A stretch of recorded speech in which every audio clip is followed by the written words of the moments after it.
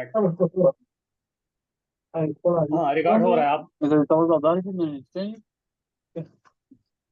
Sir एक बार confirm कर दीजिएगा रिकॉर्ड हो रहा है वीडियो। मैं यहाँ से रिकॉर्ड कर रहा हूँ, हो गया है और एक्टिव हो गया। ओके, और सर बाकी सबकी माइक बंद करवाइए सर प्लीज। भाई यार माइक म्यूट करो भाई यार, क्या कर रहे हो? बंद करो यार, या तो क्लास ही लीव करो यार, क्या कर रहे हो?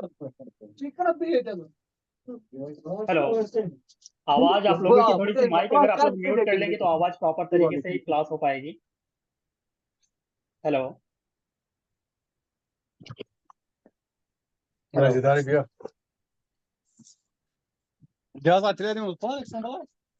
क्लास को स्टार्ट किया जाए। सर ये नहीं म्यूट कर रहे सर, आप इनको बोलो कि म्यूट करने के लिए। सर आप सभी जितने भी स्टूडेंट हैं वो अपना माइक म्यूट कर दें प्लीज।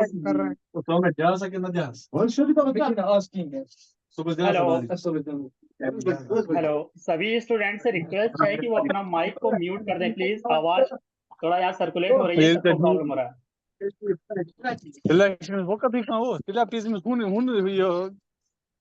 हेलो, सर शायद उसने क्लास ज्वाइन करके फोन साइड पर रख दिया, आप इसको निकाल दो इस तरह।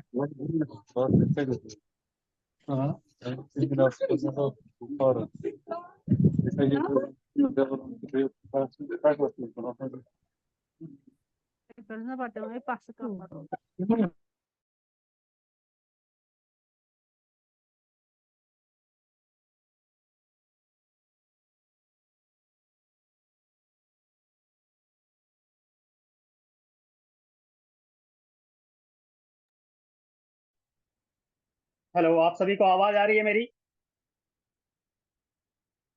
जी सर आ रही है। Okay, sure. क्लास को स्टार्ट करते हैं, ऑलरेडी काफी लेट हो रहा है, तो ठीक है।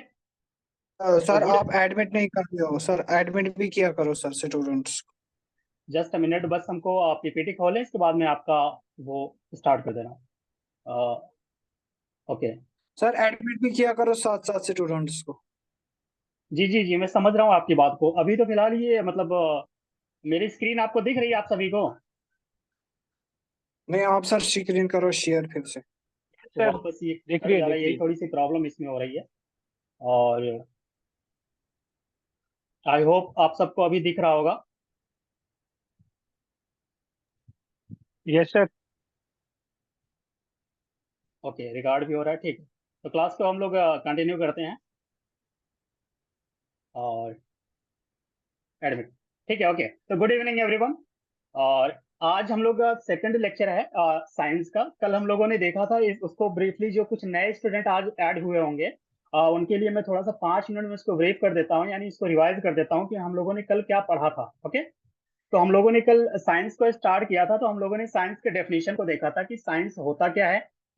तो इसके बाद हम लोगों ने देखा था कि साइंस की कितनी ब्रांचेज हैं। तो मैंने उसमें आपको बताया था कि ब्रांचेज काफी ढेर सारी हैं, बट हमको मेनली यहाँ पे 3 ब्रांच को पढ़ना है, जो कि हो जाएगा आपका पहला फिजिक्स, सेकंड आपका केमिस्ट्री और थर्ड आपका हो गया बायोलॉजी।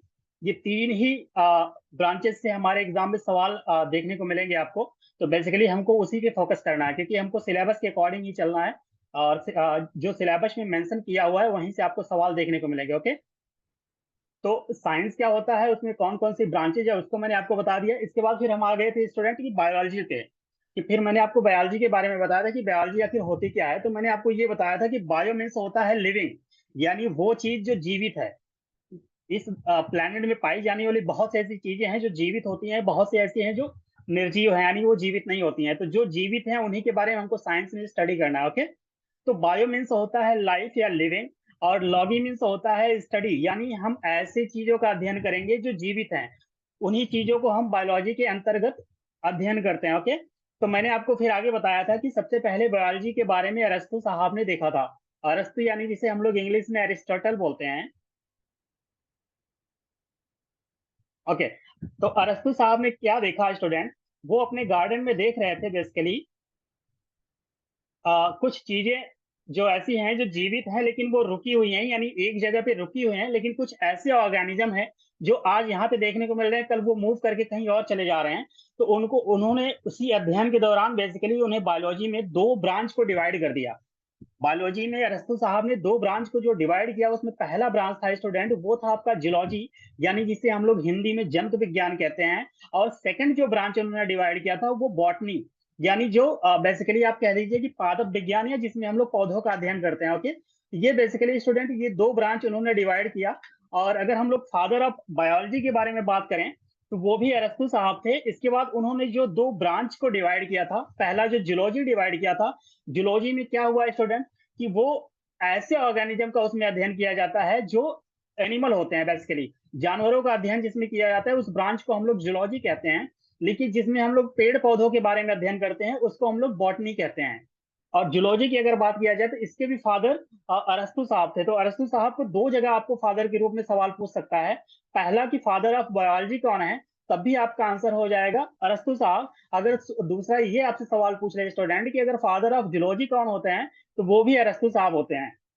तो बायोलॉजी और जूलॉजी इन दोनों के फादर आपके अरस्तु साहब हो जाएंगे। और बॉटनी की अगर बात किया जाए स्टूडेंट, तो यहाँ पे आपकी जो फादर हो जाएंगे वो चेंज हो जाते हैं, वो थियोफ्रेस्टस नाम हो जाता है उनका। मैंने कल वाले लेक्चर में आप सबको मेंशन किया था, मैं जस्ट इसको रिपीट यहाँ पे रिवाइज कर रहा हूँ। तो थियोफ्रेस्टस मैं यहाँ पे लिख दे रहा हूँ, जो बच्चे नए होंगे आज, ये थियोफ्रेस्टस फादर ऑफ बॉटनी। ये पॉइंट आप लोग थोड़ा सा ध्यान में रखिएगा। क्यों? क्योंकि ये अक्सर एग्जाम में पूछ लेते हैं। वनडे के एग्जाम में ये काफी देखने को आपको मिलता है कि फादर के बारे में काफी मतलब कई ब्रांचेज होते हैं।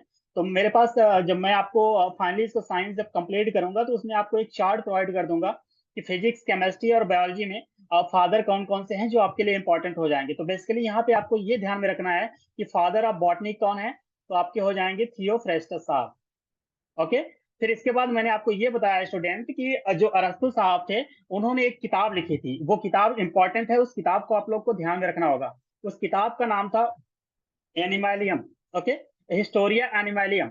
और जो थियोफ्रेस्टस यानी जो बॉटनी के फादर हैं, इन्होंने भी एक किताब लिखी थी, उसका नाम था हिस्टोरिया प्लांटेरम। ये कल वाले लेक्चर में हम कब डिटेल में आपको बता रखे हैं, जस्ट हम यहाँ पे रिवाइज कर रहे हैं। और इसके बाद फिर हम लोगों ने देखा स्टूडेंट कि जो लिविंग होते हैं यानी जो जीवित चीजें होती है उनकी क्या क्या विशेषताएं होती है, या उनकी कैरेक्टरिस्टिक कौन कौन से होते हैं। तो मैंने आपको 4-5 पॉइंट ऐसे बताए थे जो लिविंग के कैरेक्टरिस्टिक, जैसे मैंने पहले आपको बताया था कि कॉन्शियस होते हैं। कॉन्शियसनेस मतलब ये हो जाता है कि जब आप उनको किसी चीज को या किसी लिविंग ऑर्गेनिज्म को अगर आप टच करेंगे तो उनको ये फील होगा कि मुझे किसी ने टच किया, यानी उनके सेंस यानी ब्रेन के सेंस में एक चीज पहुंचेगी। तो जो सेंसरी न्यूरॉन होती है बेसिकली, उसके बेस पे ये पता वो समझ जाते हैं कि मुझे किसी चीज ने टच किया है। ओके, तो ये पहला पॉइंट हो गया और ये सबसे इंपॉर्टेंट पॉइंट है। इसके बाद फिर मैंने आपको ये बताया था स्टूडेंट की जो लिविंग चीज होती है वो रेस्पिरेशन करती है। अगर आप किसी पत्थर को देखेंगे तो वो श्वसन का काम नहीं करता, यानी वो रिस्पिरेशन का काम नहीं करता है, लेकिन लिविंग का काम करता है। तो यहाँ पे हम लोग लिविंग की विशेषताएं यानी जो लिविंग ऑर्गेनिज्म है उनकी कैरेक्टरिस्टिक के बारे में बात कर रहे हैं। तो उसमें आपका सेकंड पॉइंट हो जाएगा कि ये जो लिविंग होते हैं ये रेस्पिरेशन करते हैं, यानी ये श्वसन करते हैं। थर्ड पॉइंट मैंने आपको बताया था ये एक्सक्रीशन करते हैं, यानी जैसे जो लिविंग ऑर्गेनिज्म होते हैं उसमें आप देखेंगे कि बेसिकली उनके अंदर सिक्रीशन होता है, जैसे कोई यूरिन करता है, ऐसे मतलब कोई किसी के शरीर के अंदर से पसीना निकलता है, ये सब चीजें क्या होती है बॉडी हमारी एक्सक्रीट करती है। लेकिन ये नॉन लिविंग चीजों में आपको देखने को नहीं मिलेगा। इसके बाद मैंने आपको ये बताया था कि जो लिविंग ऑर्गेनिज्म होते हैं स्टूडेंट, वो ग्रो करते हैं, ग्रोथ करते हैं, यानी उनके शरीर जो होती है बचपन में काफी छोटे होते हैं, धीरे धीरे वो ग्रो करते हैं। क्यों? क्योंकि उनके शरीर के अंदर जो सेल्स पाई जाती हैं बेसिकली वो डिवाइड होती रहती हैं, यानी जो सेल डिवीजन के थ्रू उनका शरीर जो होता है वो बढ़ता रहता है, उसी को हम लोग ग्रोथ कहते हैं। साथ साथ उसको हम लोग अलग एक टर्म यूज करते हैं डेवलपमेंट। यानी लिविंग में जो होता है स्टूडेंट वो ग्रोथ और डेवलपमेंट, ये दोनों प्रोसेस आपको देखने को मिलेगा। इसके बाद जो नेक्स्ट अगर हम पॉइंट की बात करें स्टूडेंट, जो लिविंग ऑर्गेनिज्म होते हैं वो मूवमेंट करते हैं, यानी एक जगह से वो दूसरे जगह मूव करते हैं। लेकिन अगर आप नॉन लिविंग की बात करेंगे तो नॉन लिविंग में आपको ये मूवमेंट नहीं देखने को मिलेगा। किसी पत्थर को आप देखिए, जहां पे आप रख दीजिए वही हमेशा पड़ा रहेगा। ऐसा नहीं है कि वो आज यहाँ पे है कल कहीं चेंज होकर दूसरी जगह लोकेट कर जाएगा। ओके, लेकिन अगर वो कोई लिविंग चीज है, अगर आप उसको यहाँ पे रख देंगे तो वो मूव कर सकता है। ये कुछ बेसिक पॉइंट थी जो लिविंग यानी लिविंग की जो कैरेक्टरिस्टिक है वो बताती हैं। ओके, इसके बाद फिर हम स्टूडेंट टॉपिक को आगे मूव किए थे, तो मैं सेल के बारे में आपको बताया था, यानी जो कोशिका होती है। तो कोशिका के बारे में हम बेसिकली आपको 3 डेफिनेशन बताए थे। 3 डेफिनेशन में ये था कि पहला ये था स्टूडेंट कि ये क्या होता है, structural and functional unit of cell. Okay, किसी भी बॉडी की या किसी भी लिविंग ऑर्गेनिज्म की जो स्ट्रक्चरल और फंक्शनल यूनिट होती है वो हमारी सेल होती है। मैंने कल आपको एक एग्जांपल के तौर पे समझाया था कि जैसे कोई भी बिल्डिंग बनती है, कोई भी मकान बनता है, तो उसमें ईंटों को जोड़ जोड़ के उस मकान को खड़ा किया जाता है। अगर उन ईंटों का इस्तेमाल नहीं किया जाए तो शायद वो मकान नहीं बन पाएगा। ओके, तो बेसिकली जैसे वहां पे मकान में ईंटों का काम होता है, ठीक उसी तरीके से किसी लिविंग बॉडी में जो सेल होते हैं सेम वही काम करते हैं। अगर सेल को अगर आप जोड़ेंगे तभी जाके कोई बॉडी बन पाती है। तो मैंने बेसिकली कल आपको एक बताना चीज वहां पे भूल गया था, मैं आपको यहाँ पे समझा देता हूँ उसको। जैसे सपोज कीजिए स्टूडेंट, ये कोई आपका सेल हो गया, मान लीजिए ये सेल हो गया। ये सेल क्या होता है, ये एक सेल हो गया। ये जब ढेर सारे सेल आपस में मिलेंगे ये टिश्यू का निर्माण करेंगे, इसको हम लोग टिश्यू बोलते हैं। थोड़ा सा समझिएगा, बहुत बेसिक पॉइंट है लेकिन आपके एग्जाम में सवाल आ सकता है। ओके, तो ये एक सेल है तो उसको हम लोग सेल बोलते हैं, लेकिन जब यही ग्रुप ऑफ सेल हो जाता है तो इसको हम लोग क्या बोलते हैं स्टूडेंट, टिश्यू। जब ये टिश्यू ढेर सारे आपस में मिलते हैं तो ये एक ऑर्गन का निर्माण करते हैं। यानी जब ये ढेर सारे टिश्यू मिलेंगे आपस में तो एक ऑर्गन का निर्माण करेंगे। जैसे हमारे बॉडी में हम एग्जाम्पल के तौर पे कोई चीज समझेंगे तो ज्यादा बेहतर समझ में आएगा आपको। कुछ बच्चे यहाँ पे ऐसे भी होंगे जो नॉन बायोलॉजी या नॉन साइंस बैकग्राउंड के होंगे, उनके लिए मैं एग्जाम्पल के तौर पे समझाता हूँ कि जैसे हमारी बॉडी है, उसमें अगर सबसे बेसिक यूनिट की अगर हम लोग बात करें तो वो आपकी हो जाएगी सेल। लेकिन जब वही सेल जो होते हैं वो ढेर सारे एक साथ मिल जाएंगे तो वो आगे चल करके टिश्यू का निर्माण करते हैं, जिसे हम लोग हिंदी में ऊतक बोलते हैं। ओके, जब वही ढेर सारे ऊतक आपस में कंबाइंड होंगे या जुड़ेंगे तो एक ऑर्गन का निर्माण हो जाएगा। एग्जाम्पल के तौर पे हम लोग अगर देखें तो अपने हाथ को अगर देख लीजिए, हाथ हो गया, पैर हो गया, या हमारे कान हो गए, नाक हो गए, ये सब क्या है, ये ऑर्गन है। हमारे शरीर के अंदर भी मतलब बहुत से ऐसे ऑर्गन हैं, जैसे लिवर हो गया, पैनक्रियाज हो गया।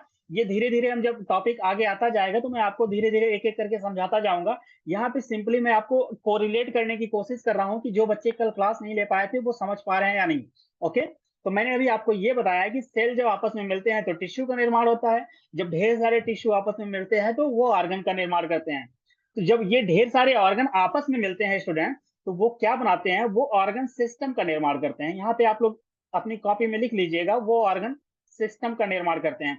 अब ऑर्गन सिस्टम क्या हो गया, जैसे हमारी पूरी बॉडी है स्टूडेंट, उसमें आप देख लीजिए हाथ हो गए, पैर हो गए, ये सब जब आपस में मिलाएंगे तो ढेर सारे जब ऑर्गन एक साथ मिलेंगे तो एक ऑर्गन सिस्टम का निर्माण करेंगे। और यही ऑर्गन सिस्टम आगे चल करके फाइनली एक एनिमल बॉडी बना लेती है। आई होप यहां तक किसी को कोई दिक्कत नहीं हो रहा होगा। ओके, जब यही बॉडी मिल जाती है, जैसे अपना एग्जांपल लीजिए, तो हम सभी का जो बॉडी है वो एक पूरी बॉडी हो गई, तो वो उसमें ऑर्गन सिस्टम ढेर सारे जब मिल जाते हैं तो वही एक पूरी तरीके से एक बॉडी तैयार हो जाती है। ओके, आई होप यहाँ तक किसी को कोई प्रॉब्लम नहीं हो रहा होगा। इसके बाद स्टूडेंट हम लोगों ने ये देखा था कि जो building body of the cell होती है वो आपका सेल होता है। तो बेसिकली ये कुछ डेफिनेशन है, ये आपके एग्जाम में अक्सर देखने को मिल जाते हैं, ऑप्शन के रूप में डायरेक्ट आपको देखने को मिल जाएगा। ओके, इसके बाद हम लोगों ने देखा था स्टूडेंट की साइटोलॉजी क्या होती है और सेल बायोलॉजी में क्या अंतर होता है, इन दोनों में क्या डिफरेंस होता है। आपको कभी कभी एग्जाम में ये ऑप्शन दे दिया जाएगा लेकिन इसके डिफरेंस को, बहुत माइन्यूट डिफरेंस यानी बहुत थोड़ा सा डिफरेंस है, लेकिन इसके डिफरेंस को समझना बहुत जरूरी है। अगर मैंने आपको ये बताया था कि साइटोलॉजी का मतलब ये होता है स्टूडेंट, जब किसी एक सेल के पूरे स्ट्रक्चर को अगर हम लोग समझेंगे या देखेंगे, उस चीज को हम लोग बोलते हैं साइटोलॉजी या साइटोलॉजी। जो भी प्रोनाउंसिएशन आपको अच्छा लगे वो आप बोला कीजिए। ओके, तो साइटोलॉजी का मतलब ये है कि जब किसी सेल के स्ट्रक्चर के बारे में अगर हम अध्ययन कर रहे हैं उस चीज को हम लोग बोलते हैं साइटोलॉजी। लेकिन जब उसी सेल के स्ट्रक्चर के साथ साथ उसके फंक्शन को, उसके अंदर होने वाले रिप्रोडक्शन को, उस यानी या यूं कह लीजिए कि उस पूरे सेल का जो फंक्शन है उन सबका अगर हम लोग मिला के अध्ययन करेंगे तो उसी चीज को हम लोग बोलते हैं सेल बायोलॉजी यानी कोशिका जीव विज्ञान। बस यही माइन्यूट डिफरेंस है, इसी चीज को मैं समझाने की कोशिश कर रहा था। अगर फिर मैंने आपको बताया था एक टर्म स्टूडेंट की हिस्टोलॉजी, हिस्टोलॉजी का मतलब होता है ऊतक विज्ञान। यानी जब हम किसी टिश्यू के बारे में अध्ययन करते हैं उस चीज को हम लोग बोलते हैं हिस्टोलॉजी।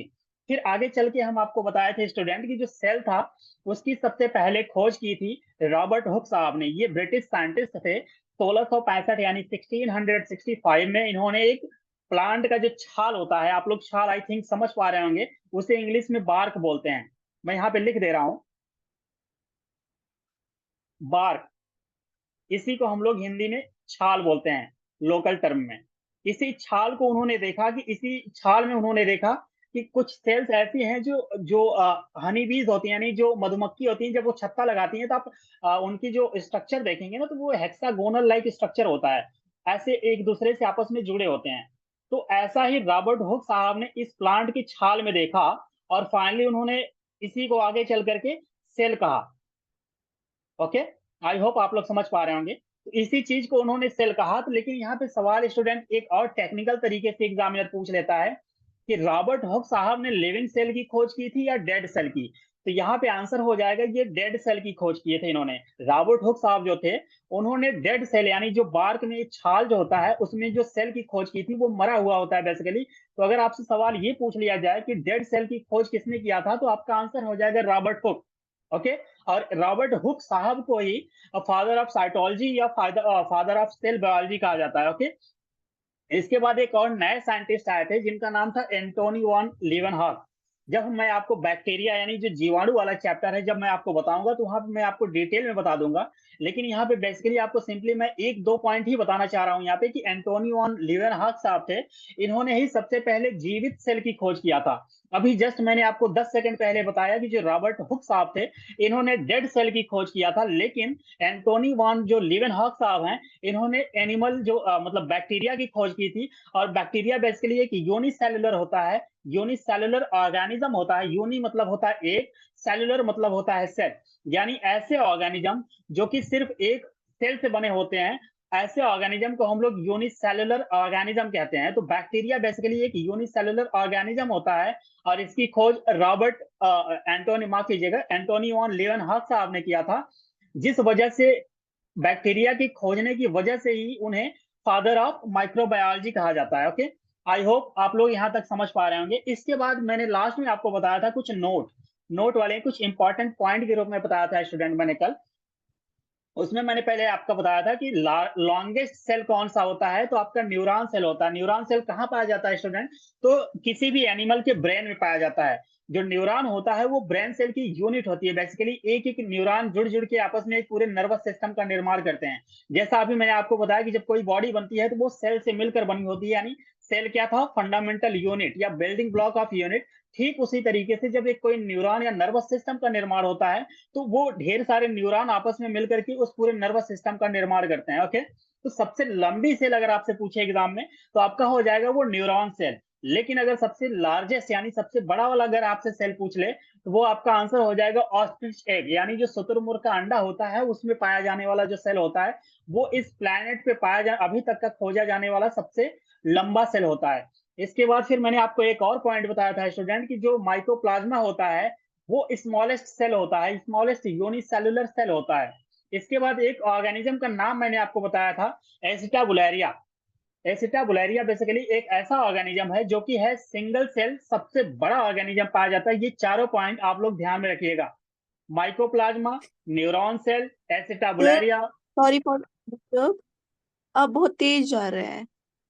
ओके ओके, मैं रिवाइज कल कर रहा था इसलिए मैं मतलब कल वाला टॉपिक था ना उसको थोड़ा सा मैं कंप्लीट कर रहा था, ऑलरेडी ये चैप्टर कंप्लीट हो रखा है। ओके, कोई दिक्कत नहीं, जहां भी आपको प्रॉब्लम होगी आप डायरेक्टली सवाल कर सकते हैं, कोई इशू नहीं है। कल वाला टॉपिक था इसलिए मैं थोड़ा सा फास्ट था, इसलिए क्योंकि रिवीजन करना था, आज मुझे थोड़ा सा और टॉपिक कवर करना है। ओके, तो ये बेसिक कल वाला टॉपिक था। यहाँ तक किसी को कोई दिक्कत है अभी तक? जितना भी मैंने आपको रिवाइज कराया है नो यहाँ सर तक, continue. Sorry no please sir repeat. Continue okay कीजिए। ओके, अब नो कल वाला सर था प्लीज इसलिए मैं हाँ थोड़ा कल वाले टॉपिक को मैं रिवाइज करा रहा था इसलिए थोड़ा फास्ट था। अब मैं आज यहाँ पे उसी को आगे कंटिन्यू कर रहा हूँ। ओके, तो कल मैंने आपको बताया यस कि स्टूडेंट उस कोई सेल था, मैंने कल सेल के बारे में जब आपको समझा रहा था तो मैंने आपको बताया कि सेल के अंदर ढेर सारे आपको सेल ऑर्गेनेल देखने को मिलते हैं। ओके, सेल ऑर्गेनेल का मतलब होता है कोशिकांग। यहाँ पे आप जितने भी सेल आपकी स्क्रीन पे करंट टाइम में दिख रहा होगा यहाँ पे आप देख पा रहे होंगे, जैसे ये आपका न्यूक्लियस हो गया, ये भी एक सेल ऑर्गेनेल है। ये आपका स्मूथ एंडोप्लाज्मिक रेटिकुलम हो गया, यानी एक सेल ऑर्गेनेल, ये भी आपको देखने को मिलेगा। फिर यहाँ पे आप देख पा रहे होंगे गोल्गी बॉडीज आपको दिख रहा है, ये माइटोकॉन्ड्रिया दिख रहा है। ये जितने भी सेल ऑर्गेनेल आपको आज दिख रहे हैं यहाँ स्क्रीन पे, आज उन्हीं के बारे में हम लोग डिटेल में अध्ययन करेंगे। और मोटे तौर पर मैं आपको बता दूं आपके एग्जाम के लिए 10 ऐसे सेल ऑर्गेनेल हैं जो कि इंपॉर्टेंट है। उसमें कौन कौन सा पॉइंट है, वो कितना इंपॉर्टेंट है, मैं आपको वहां पे बताते चलूंगा। ओके, तो हम लोग आज के टॉपिक को जो Yes, sir. फ्रेश स्टार्ट कर रहे हैं, इसमें एक एक करके स्टार्ट कर रहे हैं। तो पहला जो आपके सामने आज का सेल ऑर्गेनेल देखने को मिलेगा स्टूडेंट, वो आपका हो जाएगा सेल वॉल, यानी कोशिका भित्ति। आप लोगों ने आई होप जो भी नॉन बायोलॉजी बैकग्राउंड के होंगे, अगर वो सुने होंगे तो बहुत अच्छी बात है। अगर वो नहीं सुने होंगे तो आप उसके बारे में आज जानेंगे और डिटेल में जानेंगे। ओके, तो सेल वॉल क्या होता है स्टूडेंट? जब भी ये कोई सेल होती है, जैसे मान लीजिए कोई सेल आपके सामने दिख रहा है स्क्रीन पे, मैं बनाने की कोशिश कर रहा हूँ। इसके जो चारों तरफ इसे इस सेल को जो घेरे घेरे रहती है, यानी जो इसकी आउटर मेम्ब्रेन होती है इसकी, इसी को हम लोग बोलते हैं सेल वॉल। यानी आप यूं कह लीजिए कि सेल वॉल क्या होता है, कि ये आउटर मोस्ट आपका लेयर होता है जो कि सेल को चारों तरफ से घेरे रहता है। इसके बाद इस पर्टिकुलर पॉइंट से सबसे ज्यादा इंपॉर्टेंट जो पॉइंट आपको देखने को मिलेगा वो ये हो जाएगा स्टूडेंट, कि जो सेल वॉल होती है ना, वो सिर्फ और सिर्फ प्लांट सेल में पाई जाती है। और ये पॉइंट आप लोग ध्यान में रखिएगा, कई एग्जाम में ये सवाल पूछ रखा है। ओके, तो सेल वॉल जो होती है स्टूडेंट, ये सिर्फ और सिर्फ प्लांट सेल में पाया जाता है, ये एनिमल सेल में एब्सेंट होता है। यही पॉइंट बहुत ही इंपॉर्टेंट है। इस पॉइंट को मैं आपको पीडीएफ ये प्रोवाइड कर दूंगा, आप लोग सिर्फ समझने की कोशिश कीजिएगा। ये सबसे ज्यादा इंपॉर्टेंट है कि सेल वॉल जो होता है ये एनिमल सेल में एब्सेंट होता है, ये सिर्फ और सिर्फ आपको प्लांट सेल में देखने को मिलेगा। Okay,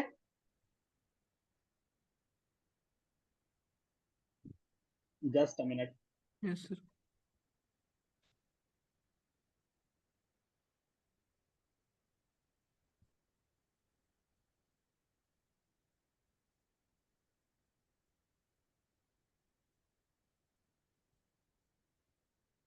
How the sensitive.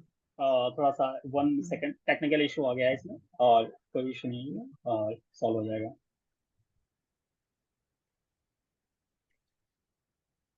मैं आपको समझाने की कोशिश कर रहा हूँ, ये थोड़ा सा इसमें टेक्निकल इशू आ जाएगा, तो ये स्लाइड मूव कर जाती है थोड़ा सा, तो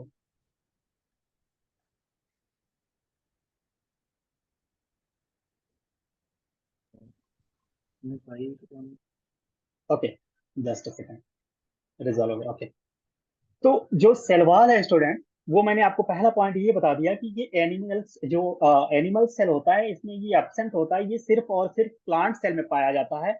इसके बाद जो पॉइंट यहाँ पे इंपॉर्टेंट हो जाता है स्टूडेंट, कभी कभी एग्जाम में ये सवाल पूछ लेता है कि जो सेल वॉल होती है वो किस चीज की बनी होती है, यानी सेल वॉल को बनने में कौन सा जो केमिकल है, या आप यूँ कह लीजिए कि पॉलीमर्स है, वो मदद करता है। तो इसमें मैंने आपको 4 पॉइंट हैं, यानी 4 ऐसे ऑर्गेनिज्म हैं जो आपके एग्जाम के लिए इंपॉर्टेंट है। उन चारों को यहाँ पे मैंने समराइज कर दिया है।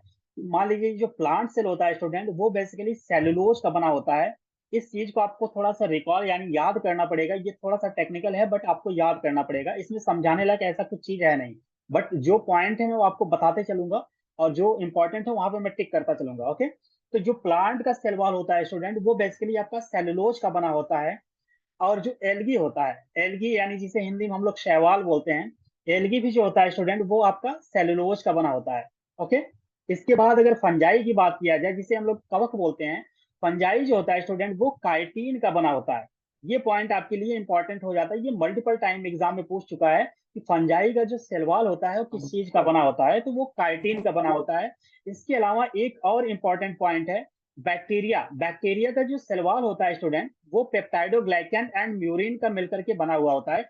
ये कई बार एग्जाम में सवाल पूछा हुआ है। ओके, तो बेसिकली 4 मैंने आपको यहाँ पे एग्जांपल बताया, प्लांट का बताया।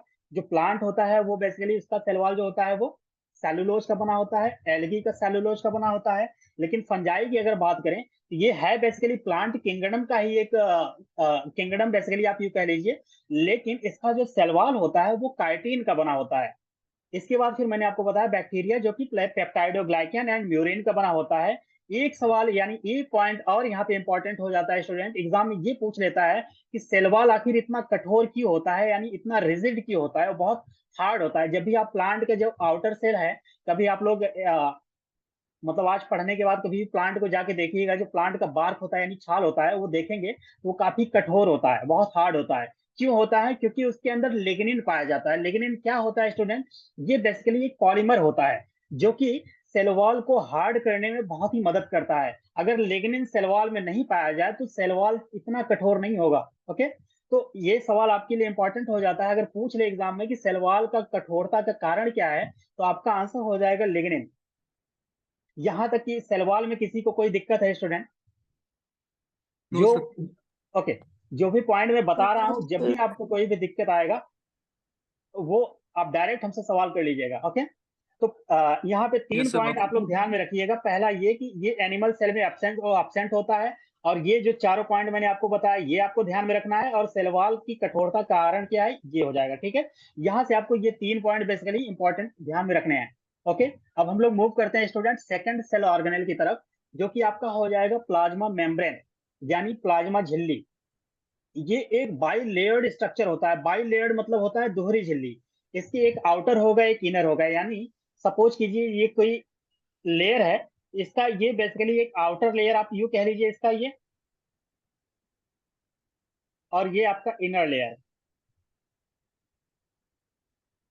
ओके, तो ये दोहरी झिल्ली का बना होता है। बेसिकली सिंपली आपको इतना समझना है कि दोहरी झिल्ली का होता है, इसकी जो थिकनेस होती है, इसकी मोटाई जो होती है वो 5 से 10 नैनोमीटर होता है। ये आपके एग्जाम के लिए उतना इंपॉर्टेंट नहीं है, ये अपर जो पीसीएस लेवल के एग्जाम होते हैं उसके लिए इंपॉर्टेंट है। तो मैं यहाँ पे आपको बता दे रहा हूँ कि जो इसकी थिकनेस होती है 5 से 10 नैनोमीटर के आसपास होती है।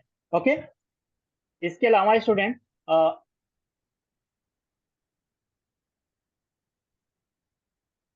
ओके, ये किस चीज का बना होता है ये आपके लिए इंपॉर्टेंट हो जाता है। ये बेसिकली स्टूडेंट जो है वो फास्फोलिपिड का बना होता है। फास्फो मीन्स होता है फॉस्फेट, और लिपिड मतलब होता है लिपिड। यानी ये दो चीजों से मिलकर के बना होता है, एक फॉस्फेट और एक लिपिड। तो अगर आपसे ये पूछ ले कि प्लाज्मा मेम्ब्रेन जो होता है वो किन चीजों से मिलकर के बना होता है, तो आप ऑप्शन देख के ये समझ पाएंगे कि ये इसमें कौन कौन सा ऑप्शन में क्या क्या दिया हुआ है।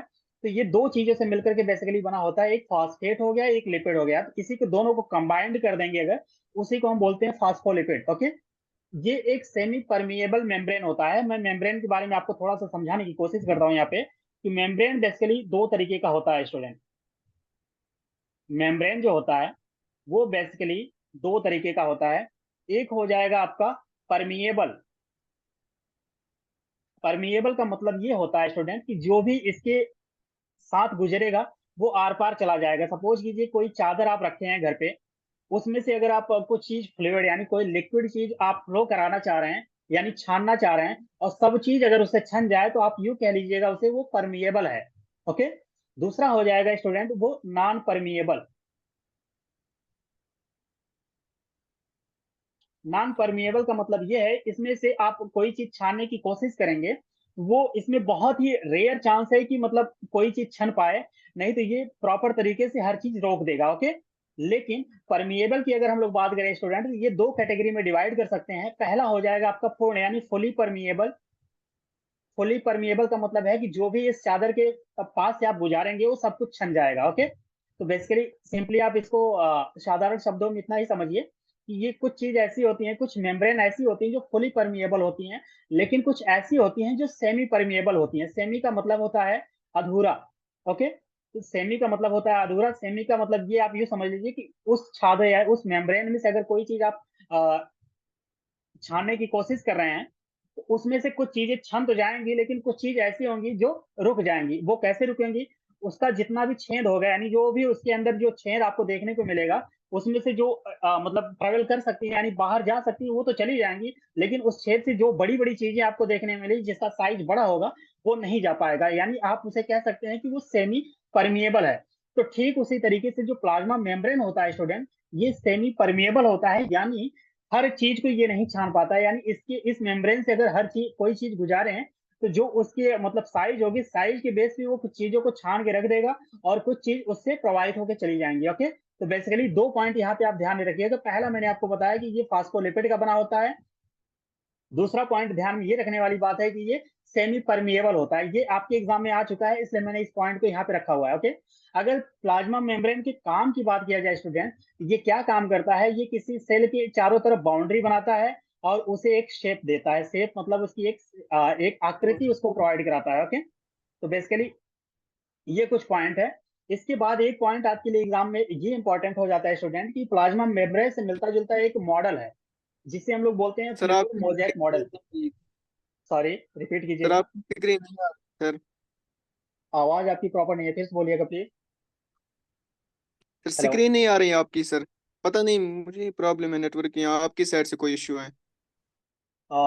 मेरी तरफ से पूरी तरीके से ये सबको चल आती रहा है सर। ठीक तरह से आ रही है है, स्क्रीन सबको शायद शो सर, कर रहा आपकी होगा। स्क्रीन ठीक तरह से आ रही है, ये जो बोल रहा है उसके नेटवर्क में कुछ इश्यू होगा। Okay okay okay okay okay okay, वही वही। ओके, ये अभी 4 मिनट बाद ये कैंसिल हो जाएगा, फिर मुझे रिकनेक्ट करना पड़ेगा। ओके, ये टाइमिंग होने वाला है 40 मिनट का, उस वजह से।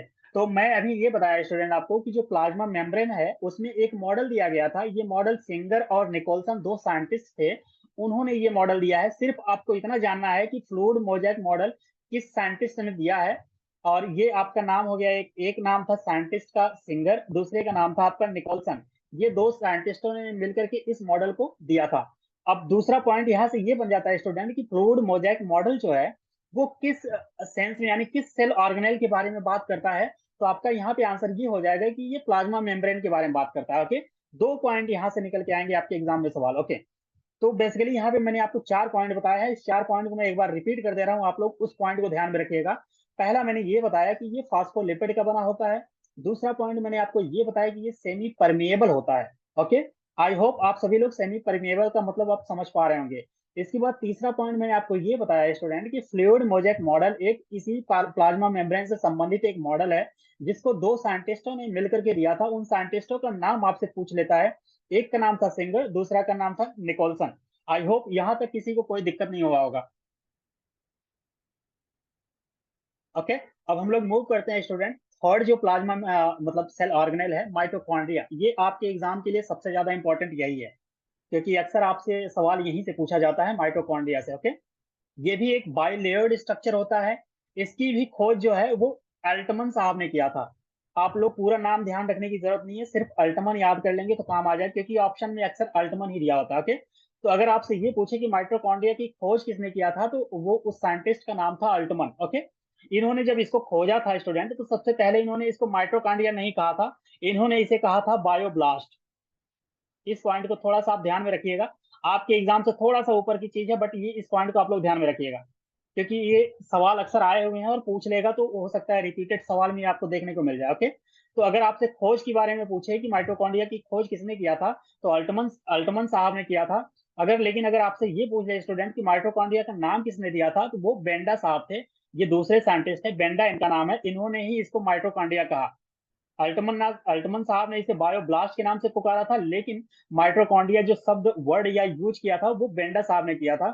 माइटोकॉन्ड्रिया को कुछ और नामों से जाना जाता है स्टूडेंट, वो नाम आपके हो जाएंगे power house of the cell. इस पॉइंट को आप लोग ध्यान में बिल्कुल रखिएगा। डायरेक्ट सवाल पूछता है कि वो कौन सा सेल ऑर्गेनेल है जिसे power house of the cell कहा जाता है। ओके, तो आपका आंसर हो जाएगा माइटोकॉन्ड्रिया। या डायरेक्टली ये पूछ लेगा कि माइटोकॉन्ड्रिया को और किन नामों से जाना जाता है, तो power house of the cell के नाम से जाना जाता है। इसी इसी माइटोकॉन्ड्रिया को हम लोग energy currency of the cell कहते हैं। इसी माइटोकॉन्ड्रिया को हम लोग इन्वर्टर ऑफ द सेल कह देते हैं। इन्वर्टर क्यों कहते हैं स्टूडेंट? वो इसलिए कि जैसे कि कोई भी इन्वर्टर होता है वो इलेक्ट्रिसिटी को स्टोर करता है, जब जरूरत पड़ती है तो उसको प्रोवाइड करता है। ओके, ठीक उसी तरीके से माइटोकॉन्ड्रिया का मेन काम क्या होता है, ये एनर्जी को स्टोर कर लेता है हमारे शरीर में, और जब जरूरत पड़ती है तो वो पूरे शरीर में, मतलब ये एनर्जी पूरे शरीर को प्रोवाइड करता है। इसी वजह से इसके दो तीन नाम है, power house of the cell हो गया, energy currency of the cell हो गया, इसे थर्ड नाम हो गया आपका इन्वर्टर ऑफ द सेल। ये सारे जो नाम है ये आप लोग ध्यान में रखिएगा। अब सवाल ये उठता है स्टूडेंट कि जो माइटोकॉन्ड्रिया होती है वो हर सेल में अलग अलग, यानी हर सेल ऑर्गेनिज्म में अलग अलग पाई जाती है, इसका कोई फिक्स नंबर नहीं है। यानी आप यूं समझिए कि जैसे बैक्टीरिया हो गया, उसमें कुछ और नंबर में पाया जाएगा, ह्यूमन में कुछ और नंबर में पाया जाएगा, लेकिन ये कहाँ नहीं पाया जाता वो आपसे सवाल पूछ लेता है। जो ह्यूमन का आरबीसी होता है, आरबीसी का जो फुल फॉर्म है स्टूडेंट, वो आपका हो जाएगा रेड ब्लड सेल। ओके, इसका फुल फॉर्म हो जाता है, ये जब ब्लड वाला मैं टॉपिक आपको बताऊंगा तब मैं आपको डिटेल में बताऊंगा कि आरबीसी आखिर होता क्या है। तो आरबीसी का जो फुल फॉर्म है वो रेड ब्लड सेल होता है। ये हमारे ब्लड में एक पार्ट पाया, मतलब पाया जाने वाला एक पार्ट है। इसमें ये जो माइटोकॉन्ड्रिया होता है स्टूडेंट, ये नहीं पाया जाता। ओके, बेसिकली लेकिन जो हमारा लीवर है जिसे हम लोग यकृत बोलते हैं, उसमें ये आपको ढेर सारे देखने को मिलेंगे। मतलब ये आप 1000 से 1200 के आसपास भी आप देखने को पा जाएंगे एक ही सेल में। ओके, अब ये स्टॉप होने वाला है स्टूडेंट, क्योंकि टाइम कवर हो गया। मैं दोबारा इसको कनेक्ट करता हूँ, फिर इस क्लास को आगे लेके चलते हैं, क्योंकि पूरा डिटेल बताना इसको पॉसिबल नहीं हो पाएगा। जस्ट अ मिनट, ये कैंसिल होने वाला है।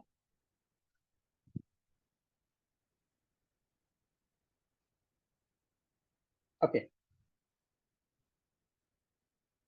जो माइटोकॉन्ड्रिया है स्टूडेंट, माइटोकॉन्ड्रिया का अगर काम के बारे में आपसे पूछे कि what is the function of mitochondria, हाँ रिकॉर्ड हो रहा है। आप सर एक बार कंफर्म कर दीजिएगा रिकॉर्ड हो रहा है वीडियो, मैं यहाँ से रिकॉर्ड कर रहा हूँ, हो गया है और एक्टिव हो गया। ओके और सर बाकी सबकी माइक बंद करवाइए सर प्लीज। भाई यार माइक म्यूट करो भाई यार, क्या कर माइक रहे हो? बंद करो यार, या तो क्लास ही लीव करो यार, क्या कर रहे हो? हेलो, आवाज आप लोगों की थोड़ी सी माइक अगर आप लोग म्यूट कर लेंगे तो आवाज प्रॉपर तरीके से ही क्लास हो पाएगी। हेलो यस,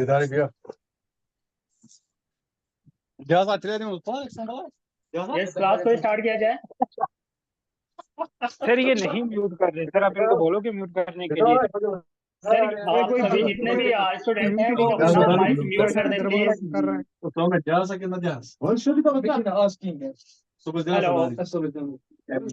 हेलो, सभी स्टूडेंट से रिक्वेस्ट है कि वो अपना माइक को म्यूट कर दें प्लीज, आवाज थोड़ा यहाँ सर्कुलेट हो रही है, सबको प्रॉब्लम हो रहा है।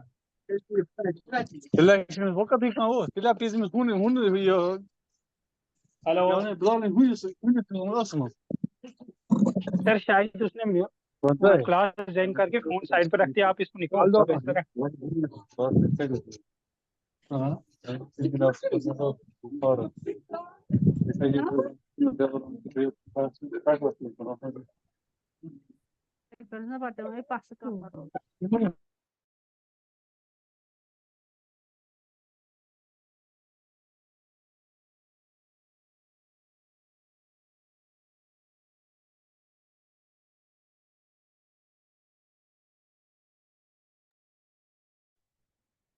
हेलो, आप सभी को आवाज आ रही है मेरी? जी सर आ रही है। ओके श्योर, क्लास को स्टार्ट करते जी हैं, सर। ऑलरेडी काफी लेट हो रहा है तो ठीक है। सर good- आप एडमिट नहीं कर रहे हो सर, एडमिट भी किया करो sir students. Just a minute, बस हमको पीपीटी खोलें, इसके बाद में आपका वो स्टार्ट कर देना। ओके सर एडमिट भी किया करो साथ साथ स्टूडेंट्स को। जी जी जी, मैं समझ रहा हूँ आपकी बात को। अभी तो फिलहाल ये मतलब मेरी स्क्रीन आपको दिख रही है आप सभी को? नहीं आप सर स्क्रीन करो शेयर फिर से। तो सर वापस ये देख हट रही जा है, रहा है, यही थोड़ी सी प्रॉब्लम इसमें हो रही है। और आई होप आप सबको अभी दिख रहा होगा। Yes sir. ओके, रिकॉर्ड भी हो रहा है, ठीक है। तो क्लास को हम लोग कंटिन्यू करते हैं और एडमिट, ठीक है। ओके, तो गुड इवनिंग एवरीवन। और आज हम लोग का सेकंड लेक्चर है साइंस का। कल हम लोगों ने देखा था उसको ब्रीफली, जो कुछ नए स्टूडेंट आज ऐड हुए होंगे उनके लिए मैं थोड़ा सा 5 मिनट में इसको ब्रीफ कर देता हूँ, यानी इसको रिवाइज कर देता हूँ कि हम लोगों ने कल क्या पढ़ा था। ओके, तो हम लोगों ने कल साइंस को स्टार्ट किया था, तो हम लोगों ने साइंस के डेफिनेशन को देखा था कि साइंस होता क्या है। तो इसके बाद हम लोगों ने देखा था कि साइंस के कितने ब्रांचेज हैं, तो मैंने उसमें आपको बताया था कि ब्रांचेस काफी ढेर सारी हैं, बट हमको मेनली यहाँ पे 3 ब्रांच को पढ़ना है, जो कि हो जाएगा आपका पहला फिजिक्स, सेकंड आपका केमिस्ट्री और थर्ड आपका हो गया बायोलॉजी। ये 3 ही ब्रांचेस से हमारे एग्जाम में सवाल देखने को मिलेंगे आपको। तो बेसिकली हमको उसी पे फोकस करना है, क्योंकि हमको सिलेबस के अकॉर्डिंग ही चलना है, और जो सिलेबस में मेंशन किया हुआ है वहीं से आपको सवाल देखने को मिलेंगे। ओके, तो साइंस क्या होता है, उसमें कौन कौन सी ब्रांचेज है उसको मैंने आपको बता दिया। इसके बाद फिर हम आ गए थे स्टूडेंट की बायोलॉजी पे, कि फिर मैंने आपको बायोलॉजी के बारे में बताया था कि बायोलॉजी आखिर होती क्या है। तो मैंने आपको ये बताया था कि बायो मीन्स होता है लिविंग, यानी वो चीज जो जीवित है। इस प्लेनेट में पाई जाने वाली बहुत सी ऐसी चीजें हैं जो जीवित होती हैं, बहुत सी ऐसी हैं जो निर्जीव है, यानी वो जीवित नहीं होती हैं। तो जो जीवित हैं उन्हीं के बारे में हमको साइंस में स्टडी करना है। ओके, तो बायो मीन्स होता है लाइफ या लिविंग, और लॉगी मीन्स होता है स्टडी, यानी हम ऐसी चीजों का अध्ययन करेंगे जो जीवित हैं, उन्हीं चीजों को हम बायोलॉजी के अंतर्गत अध्ययन करते हैं। ओके, तो मैंने आपको फिर आगे बताया था कि सबसे पहले बायोलॉजी के बारे में अरस्तु साहब ने देखा था। अरस्तु यानी जिसे हम लोग इंग्लिश में एरिस्टोटल बोलते हैं। ओके, तो अरस्तु साहब ने क्या देखा स्टूडेंट, वो अपने गार्डन में देख रहे थे बेसिकली कुछ चीजें जो ऐसी हैं जो जीवित हैं लेकिन वो रुकी हुई हैं, यानी एक जगह पे रुकी हुई हैं, लेकिन कुछ ऐसे ऑर्गेनिज्म हैं जो आज यहाँ पे देखने को मिल रहे हैं, कल वो मूव करके कहीं और चले जा रहे हैं। तो उन्होंने उसी अध्ययन के दौरान बेसिकली उन्हें बायोलॉजी में दो ब्रांच को डिवाइड कर दिया। बायोलॉजी में अरस्तु साहब ने दो ब्रांच को जो डिवाइड किया, उसमें पहला ब्रांच था स्टूडेंट, वो था आपका जियोलॉजी, यानी जिसे हम लोग हिंदी में जंतु विज्ञान कहते हैं। और सेकंड जो ब्रांच उन्होंने डिवाइड किया था वो बॉटनी, यानी जो बेसिकली आप कह लीजिए कि पादप विज्ञान, या जिसमें हम लोग पौधों का अध्ययन करते हैं। ओके, ये बेसिकली स्टूडेंट ये दो ब्रांच उन्होंने डिवाइड किया। और अगर हम लोग फादर ऑफ बायोलॉजी के बारे में बात करें तो वो भी अरस्तु साहब थे। इसके बाद उन्होंने जो दो ब्रांच को डिवाइड किया था, पहला जो जियोलॉजी डिवाइड किया था, जियोलॉजी में क्या हुआ स्टूडेंट कि वो ऐसे ऑर्गेनिज्म का उसमें अध्ययन किया जाता है जो एनिमल होते हैं, बेसिकली जानवरों का अध्ययन जिसमें किया जाता है, उस ब्रांच को हम लोग जियोलॉजी कहते हैं। लेकिन जिसमें हम लोग पेड़ पौधों के बारे में अध्ययन करते हैं उसको हम लोग बॉटनी कहते हैं। और जियोलॉजी की अगर बात किया जाए तो इसके भी फादर अरस्तु साहब थे। तो अरस्तु साहब को दो जगह आपको फादर के रूप में सवाल पूछ सकता है। पहला कि फादर ऑफ बायोलॉजी कौन है, तब भी आपका आंसर हो जाएगा अरस्तु साहब। अगर दूसरा ये आपसे सवाल पूछ रहे स्टूडेंट कि अगर फादर ऑफ जियोलॉजी कौन होते हैं, तो वो भी अरस्तु साहब होते हैं। तो बायोलॉजी और जियोलॉजी इन दोनों के फादर आपके अरस्तु साहब हो जाएंगे। और बॉटनी की अगर बात किया जाए स्टूडेंट, तो यहाँ पे आपकी जो फादर हो जाएंगे वो चेंज हो जाते हैं, वो थियोफ्रेस्टस नाम हो जाता है उनका। मैंने कल वाले लेक्चर में आप सबको मेंशन किया था, मैं जस्ट इसको रिपीट यहाँ पे रिवाइज कर रहा हूँ। तो थियोफ्रेस्टस मैं यहाँ पे लिख दे रहा हूँ, जो बच्चे नए होंगे आज, ये थियोफ्रेस्टस फादर ऑफ बॉटनी। ये पॉइंट आप लोग थोड़ा सा ध्यान में रखिएगा। क्यों? क्योंकि ये अक्सर एग्जाम में पूछ लेते हैं। वनडे के एग्जाम में काफी देखने को आपको मिलता है कि फादर के बारे में काफी मतलब कई ब्रांचेज होते हैं। तो मेरे पास जब मैं आपको फाइनली इसको साइंस जब कंप्लीट करूंगा तो उसमें आपको एक चार्ट प्रोवाइड कर दूंगा कि फिजिक्स, केमिस्ट्री और बायोलॉजी में फादर कौन कौन से हैं जो आपके लिए इंपॉर्टेंट हो जाएंगे। तो बेसिकली यहाँ पे आपको ये ध्यान में रखना है कि फादर ऑफ बॉटनी कौन है, तो आपके हो जाएंगे थियोफ्रेस्टस साहब। ओके, फिर इसके बाद मैंने आपको ये बताया स्टूडेंट कि जो अरस्तु साहब थे उन्होंने एक किताब लिखी थी। वो किताब इंपॉर्टेंट है, उस किताब को आप लोग को ध्यान में रखना होगा। उस किताब का नाम था एनिमलियम।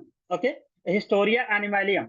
और जो थियोफ्रेस्टस यानी जो बॉटनी के फादर हैं, इन्होंने भी एक किताब लिखी थी, उसका नाम था हिस्टोरिया प्लांटेरम। ये कल वाले लेक्चर में हम कब डिटेल में आपको बता रखे हैं, जस्ट हम यहाँ पे रिवाइज कर रहे हैं। और इसके बाद फिर हम लोगों ने देखा स्टूडेंट कि जो लिविंग होते हैं यानी जो जीवित चीजें होती हैं उनकी क्या क्या विशेषताएं होती है, या उनकी कैरेक्टरिस्टिक कौन कौन से होते हैं। तो मैंने आपको 4-5 पॉइंट ऐसे बताए थे जो लिविंग के कैरेक्टरिस्टिक। जैसे मैंने पहले आपको बताया था कि कॉन्शियस होते हैं। कॉन्शियसनेस मतलब ये हो जाता है कि जब आप उनको किसी चीज को या किसी लिविंग ऑर्गेनिज्म को अगर आप टच करेंगे तो उनको ये फील होगा कि मुझे किसी ने टच किया, यानी उनके सेंस यानी ब्रेन के सेंस में एक चीज पहुंचेगी।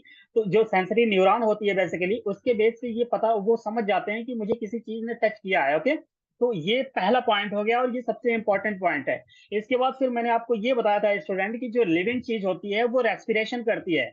अगर आप किसी पत्थर को देखेंगे तो वो श्वसन का काम नहीं करता, यानी वो रिस्पिरेशन का काम नहीं करता है, लेकिन लिविंग का काम करता है। तो यहाँ पे हम लोग लिविंग की विशेषताएं यानी जो लिविंग ऑर्गेनिज्म है उनकी कैरेक्टरिस्टिक के बारे में बात कर रहे हैं। तो उसमें आपका सेकंड पॉइंट हो जाएगा कि ये जो लिविंग होते हैं ये रेस्पिरेशन करते हैं, यानी ये श्वसन करते हैं।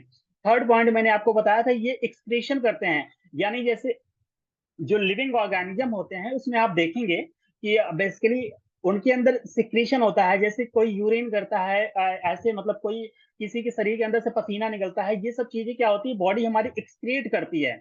लेकिन ये नॉन लिविंग चीजों में आपको देखने को नहीं मिलेगा। इसके बाद मैंने आपको ये बताया था कि जो लिविंग ऑर्गेनिज्म होते हैं स्टूडेंट, वो ग्रो करते हैं, ग्रोथ करते हैं, यानी उनके शरीर जो होती है बचपन में काफी छोटे होते हैं, धीरे धीरे वो ग्रो करते हैं। क्यों? क्योंकि उनके शरीर के अंदर जो सेल्स पाई जाती हैं बेसिकली वो डिवाइड होती रहती हैं, यानी जो सेल डिवीजन के थ्रू उनका शरीर जो होता है वो बढ़ता रहता है, उसी को हम लोग ग्रोथ कहते हैं। साथ साथ उसको हम लोग अलग एक टर्म यूज करते हैं डेवलपमेंट। यानी लिविंग में जो होता है स्टूडेंट वो ग्रोथ और डेवलपमेंट, ये दोनों प्रोसेस आपको देखने को मिलेगा। इसके बाद जो नेक्स्ट अगर हम पॉइंट की बात करें स्टूडेंट, जो लिविंग ऑर्गेनिज्म होते हैं वो मूवमेंट करते हैं, यानी एक जगह से वो दूसरे जगह मूव करते हैं। लेकिन अगर आप नॉन लिविंग की बात करेंगे तो नॉन लिविंग में आपको ये मूवमेंट नहीं देखने को मिलेगा। किसी पत्थर को आप देखिए, जहां पे आप रख दीजिए वही हमेशा पड़ा रहेगा। ऐसा नहीं है कि वो आज यहाँ पे है कल कहीं चेंज होकर दूसरी जगह लोकेट कर जाएगा। ओके, लेकिन अगर वो कोई लिविंग चीज है, अगर आप उसको यहाँ पे रख देंगे तो वो मूव कर सकता है। ये कुछ बेसिक पॉइंट थी जो लिविंग यानी लिविंग की जो कैरेक्टरिस्टिक है वो बताती हैं। ओके, इसके बाद फिर हम स्टूडेंट टॉपिक को आगे मूव किए थे, तो मैं सेल के बारे में आपको बताया था, यानी जो कोशिका होती है। तो कोशिका के बारे में हम बेसिकली आपको 3 डेफिनेशन बताया थे। 3 डेफिनेशन में ये था कि पहला ये था स्टूडेंट कि ये क्या होता है, structural and functional unit of cell.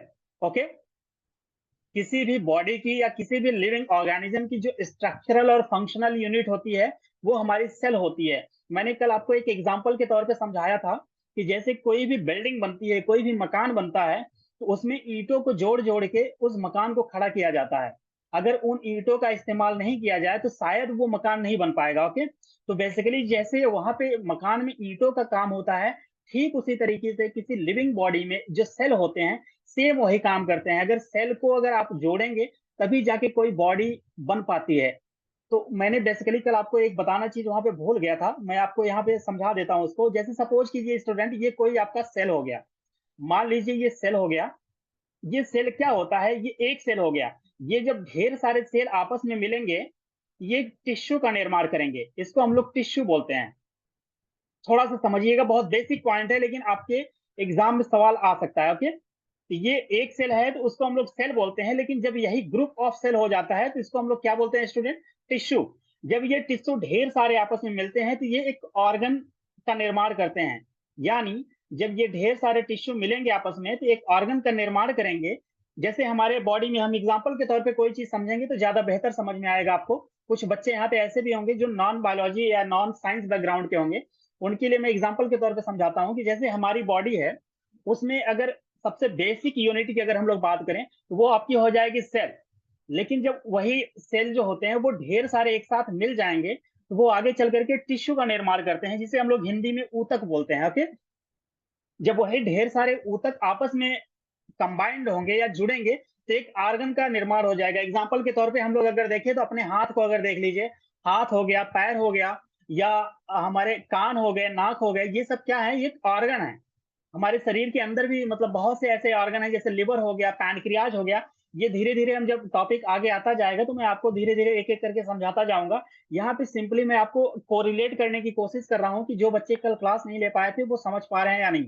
Okay, तो मैंने अभी आपको ये बताया कि सेल जब आपस में मिलते हैं तो टिश्यू का निर्माण होता है। जब ढेर सारे टिश्यू आपस में मिलते हैं तो वो ऑर्गन का निर्माण करते हैं। तो जब ये ढेर सारे ऑर्गन आपस में मिलते हैं स्टूडेंट, तो वो क्या बनाते हैं, वो ऑर्गन सिस्टम का निर्माण करते हैं। यहाँ पे आप लोग अपनी कॉपी में लिख लीजिएगा, वो ऑर्गन सिस्टम का निर्माण करते हैं। अब ऑर्गन सिस्टम क्या हो गया, जैसे हमारी पूरी बॉडी है स्टूडेंट, उसमें आप देख लीजिए हाथ हो गए, पैर हो गए, ये सब जब आपस में मिलाएंगे तो ढेर सारे जब ऑर्गन एक साथ मिलेंगे तो एक ऑर्गन सिस्टम का निर्माण करेंगे। और यही ऑर्गन सिस्टम आगे चल करके फाइनली एक एनिमल बॉडी बना लेती है। आई होप यहां तक किसी को कोई दिक्कत नहीं हो रहा होगा। ओके, जब यही बॉडी मिल जाती है, जैसे अपना एग्जांपल लीजिए, तो हम सभी का जो बॉडी है वो एक पूरी बॉडी हो गई, तो वो उसमें ऑर्गन सिस्टम ढेर सारे जब मिल जाते हैं तो वही एक पूरी तरीके से एक बॉडी तैयार हो जाती है। ओके, आई होप यहाँ तक किसी को कोई प्रॉब्लम नहीं हो रहा होगा।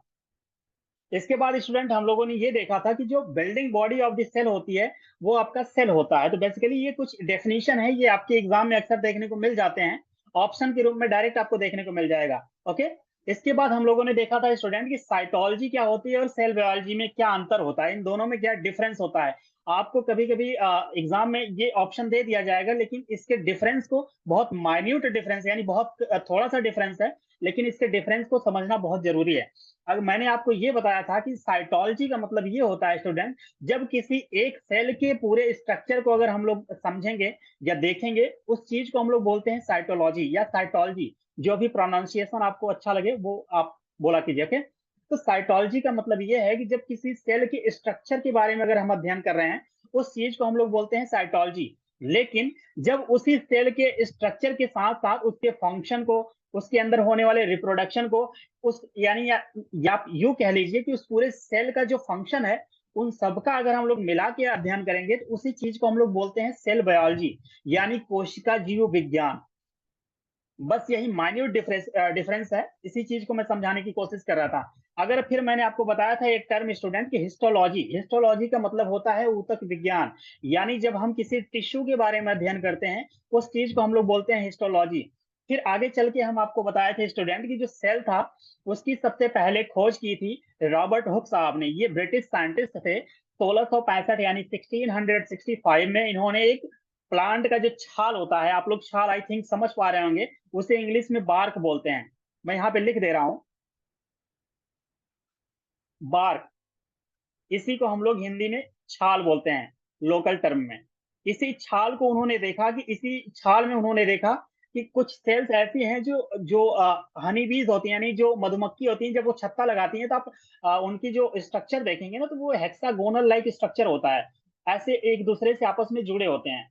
तो ऐसा ही रॉबर्ट हुक साहब ने इस प्लांट की छाल में देखा और फाइनली उन्होंने इसी को आगे चल करके सेल कहा। ओके, आई होप आप लोग समझ पा रहे होंगे। तो इसी चीज को उन्होंने सेल कहा। तो लेकिन यहाँ पे सवाल स्टूडेंट एक और टेक्निकल तरीके से एग्जामिनर पूछ लेता है कि रॉबर्ट हुक साहब ने लिविंग सेल की खोज की थी या डेड सेल की। तो यहाँ पे आंसर हो जाएगा ये डेड सेल की खोज किए थे इन्होंने। रॉबर्ट हुक साहब जो थे उन्होंने डेड सेल यानी जो बार्क में छाल जो होता है उसमें जो सेल की खोज की थी वो मरा हुआ होता है बेसिकली। तो अगर आपसे सवाल ये पूछ लिया जाए कि डेड सेल की खोज किसने किया था, तो आपका आंसर हो जाएगा रॉबर्ट हुक। ओके, और रॉबर्ट हुक साहब को ही फादर ऑफ साइटोलॉजी या फादर ऑफ सेल बायोलॉजी कहा जाता है। ओके, इसके बाद एक और नए साइंटिस्ट आए थे जिनका नाम था एंटोनी वॉन लीवनहॉक। जब मैं आपको बैक्टीरिया यानी जो जीवाणु वाला चैप्टर है जब मैं आपको बताऊंगा तो वहां पे मैं आपको डिटेल में बता दूंगा, लेकिन यहाँ पे बेसिकली आपको सिंपली मैं एक दो पॉइंट ही बताना चाह रहा हूँ यहाँ पे कि एंटोनी वॉन लीवनहॉक साहब थे, इन्होंने ही सबसे पहले जीवित सेल की खोज किया था। अभी जस्ट मैंने आपको 10 सेकंड पहले बताया कि जो रॉबर्ट हुक साहब थे इन्होंने डेड सेल की खोज किया था, लेकिन एंटोनी वॉन जो लीवनहॉक साहब हैं इन्होंने एनिमल जो मतलब बैक्टीरिया की खोज की थी। और बैक्टीरिया बेसिकली एक यूनिसेलुलर होता है, यूनिसेलुलर ऑर्गेनिज्म होता है। यूनि मतलब होता है एक, सेलुलर मतलब होता है सेल, यानी ऐसे ऑर्गेनिज्म जो कि सिर्फ एक सेल से बने होते हैं, ऐसे ऑर्गेनिज्म को हम लोग यूनिसेलुलर ऑर्गेनिज्म कहते हैं। तो बैक्टीरिया बेसिकली एक यूनिसेलुलर ऑर्गेनिज्म होता है और इसकी खोज रॉबर्ट एंटोनी माफ कीजिएगा एंटोनी वॉन लीवनहॉक साहब ने किया था, जिस वजह से बैक्टीरिया की खोजने की वजह से ही उन्हें फादर ऑफ माइक्रोबायोलॉजी कहा जाता है। ओके, आई होप आप लोग यहाँ तक समझ पा रहे होंगे। इसके बाद मैंने लास्ट में आपको बताया था कुछ नोट वाले कुछ इंपॉर्टेंट पॉइंट के रूप में बताया था स्टूडेंट मैंने कल। उसमें मैंने पहले आपको बताया था कि लॉन्गेस्ट सेल कौन सा होता है, तो आपका न्यूरॉन सेल होता है। न्यूरॉन सेल कहाँ पाया जाता है स्टूडेंट, तो किसी भी एनिमल के ब्रेन में पाया जाता है। जो न्यूरॉन होता है वो ब्रेन सेल की यूनिट होती है, बेसिकली एक एक न्यूरॉन जुड़ जुड़ के आपस में एक पूरे नर्वस सिस्टम का निर्माण करते हैं। जैसा अभी मैंने आपको बताया कि जब कोई बॉडी बनती है तो वो सेल से मिलकर बनी होती है, यानी सेल क्या था, फंडामेंटल यूनिट या बिल्डिंग ब्लॉक ऑफ यूनिट। ठीक उसी तरीके से जब एक कोई न्यूरॉन या नर्वस सिस्टम का निर्माण होता है तो वो ढेर सारे न्यूरॉन आपस में मिलकर के उस पूरे नर्वस सिस्टम का निर्माण करते हैं। ओके, तो सबसे लंबी सेल अगर आपसे पूछे एग्जाम में तो आपका हो जाएगा वो न्यूरॉन सेल। लेकिन अगर सबसे लार्जेस्ट यानी सबसे बड़ा वाला अगर आपसे सेल पूछ ले तो वो आपका आंसर हो जाएगा ऑस्ट्रिच एग, यानी जो शुतुरमुर्ग का अंडा होता है उसमें पाया जाने वाला जो सेल होता है वो इस प्लैनेट पे पाया जा अभी तक का खोजा जाने वाला सबसे लंबा सेल होता है। इसके बाद फिर मैंने आपको एक और पॉइंट बताया था स्टूडेंट कि जो माइकोप्लाज्मा होता है वो स्मॉलेस्ट सेल होता है, स्मॉलेस्ट यूनिसेलुलर सेल होता है। इसके बाद एक ऑर्गेनिज्म का नाम मैंने आपको बताया था एसिटाबुलेरिया। एसिटाबुलेरिया बेसिकली एक ऐसा ऑर्गेनिज्म है जो कि है सिंगल सेल सबसे बड़ा ऑर्गेनिज्म पाया जाता है। ये चारों पॉइंट आप लोग ध्यान में रखिएगा, mycoplasma, neuron cell, acetabularia. Sorry for disturb, आप बहुत तेज जा रहे हैं। ओके ओके, मैं रिवाइज कल कर रहा था इसलिए मैं मतलब कल वाला टॉपिक था ना उसको थोड़ा सा मैं कंप्लीट कर रहा था, ऑलरेडी ये चैप्टर कंप्लीट हो रखा है। ओके, कोई दिक्कत नहीं, जहां भी आपको प्रॉब्लम होगी आप डायरेक्टली सवाल कर सकते हैं, कोई इशू नहीं है। कल वाला टॉपिक था इसलिए मैं थोड़ा सा फास्ट था, इसलिए क्योंकि रिवीजन करना था, आज मुझे थोड़ा सा और टॉपिक कवर करना है। ओके, तो ये बेसिक कल वाला टॉपिक था। यहाँ तक किसी को कोई दिक्कत है अभी तक? जितना भी मैंने आपको रिवाइज कराया है नो यहाँ सर तक, continue. Sorry no please sir repeat. Continue okay कीजिए। ओके, अब नो कल वाला सर था प्लीज इसलिए मैं हाँ थोड़ा कल वाले टॉपिक को मैं रिवाइज करा रहा था इसलिए थोड़ा फास्ट था। अब मैं आज यहाँ पे उसी को आगे कंटिन्यू कर रहा हूँ। ओके, तो कल मैंने आपको बताया यस कि स्टूडेंट उस कोई सेल था, मैंने कल सेल के बारे में जब आपको समझा रहा था तो मैंने आपको बताया कि सेल के अंदर ढेर सारे आपको सेल ऑर्गेनेल देखने को मिलते हैं। ओके, सेल ऑर्गेनेल का मतलब होता है कोशिकांग। यहाँ पे आप जितने भी सेल आपकी स्क्रीन पे करंट टाइम में दिख रहा होगा, यहाँ पे आप देख पा रहे होंगे, जैसे ये आपका न्यूक्लियस हो गया, ये भी एक सेल ऑर्गेनेल है।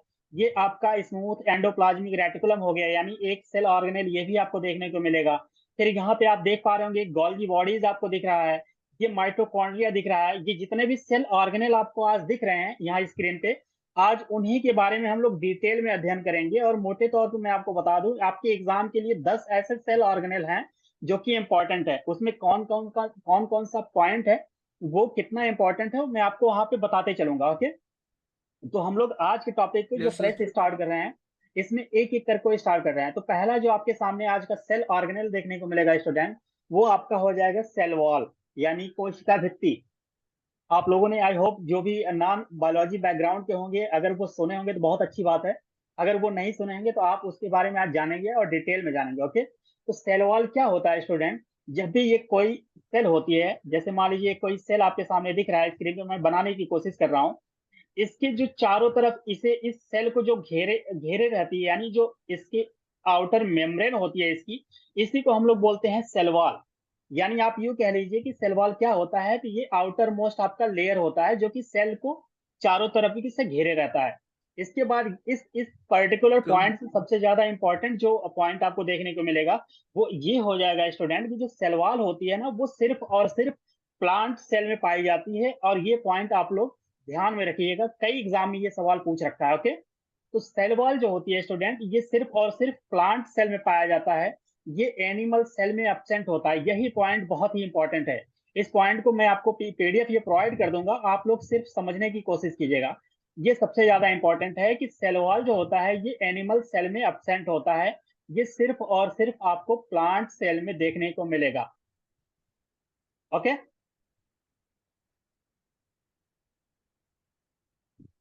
Just a minute. Yes sir.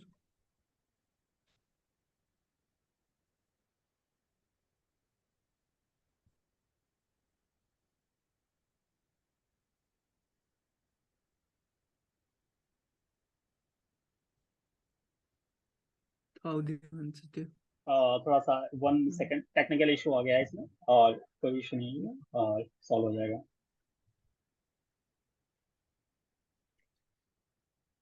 मैं आपको समझाने की कोशिश कर रहा हूँ, ये थोड़ा सा इसमें टेक्निकल इशू आ जाएगा, तो ये स्लाइड मूव कर जाती है थोड़ा सा, तो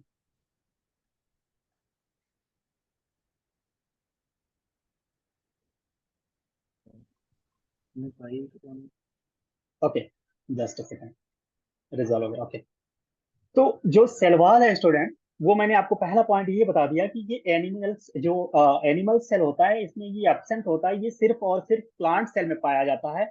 इसके बाद जो पॉइंट यहाँ पे इंपॉर्टेंट हो जाता है स्टूडेंट, कभी कभी एग्जाम में ये सवाल पूछ लेता है कि जो सेल वॉल होती है वो किस चीज की बनी होती है, यानी सेल वॉल को बनने में कौन सा जो केमिकल है, या आप यूँ कह लीजिए कि पॉलीमर्स है, वो मदद करता है। तो इसमें मैंने आपको 4 पॉइंट हैं, यानी 4 ऐसे ऑर्गेनिज्म हैं जो आपके एग्जाम के लिए इंपॉर्टेंट है। उन चारों को यहाँ पे मैंने समराइज कर दिया है। मान लीजिए जो प्लांट सेल होता है स्टूडेंट, वो बेसिकली सेलुलोज का बना होता है। इस चीज को आपको थोड़ा सा रिकॉल यानी याद करना पड़ेगा, ये थोड़ा सा टेक्निकल है बट आपको याद करना पड़ेगा, इसमें समझाने लायक ऐसा कुछ चीज है नहीं, बट जो पॉइंट है मैं वो आपको बताते चलूंगा, और जो इंपॉर्टेंट है वहां पे मैं टिक करता चलूंगा। ओके, तो जो प्लांट का सेल वॉल होता है स्टूडेंट, वो बेसिकली आपका सेलुलोज का बना होता है।